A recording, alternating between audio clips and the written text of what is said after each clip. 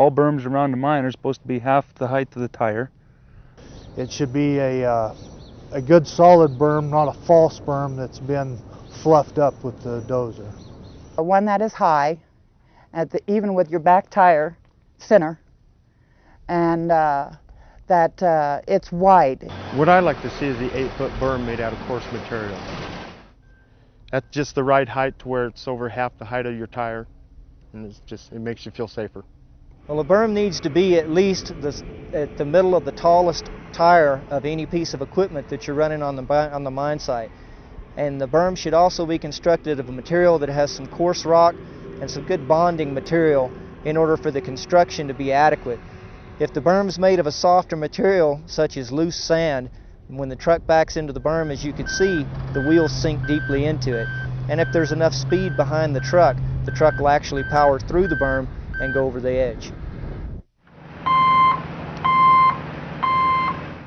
We've had the left-hand traffic pattern, which helps you to come in on the dump. The berm is always on your left side, giving you a good view of the dump berm itself. You never want to get so close to the berm that you can actually see over the berm.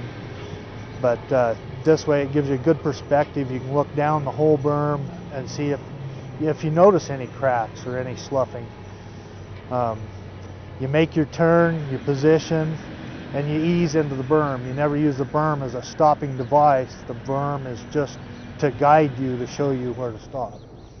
We teach our drivers to inspect the berm when they come up to it, and we tell them to stay a certain distance away from it. They need to inspect not only the berm itself, but the dump floor in front of that berm to look for cracks. But they need to look as they make their turn to see if it's an adequate height before they would back up to it.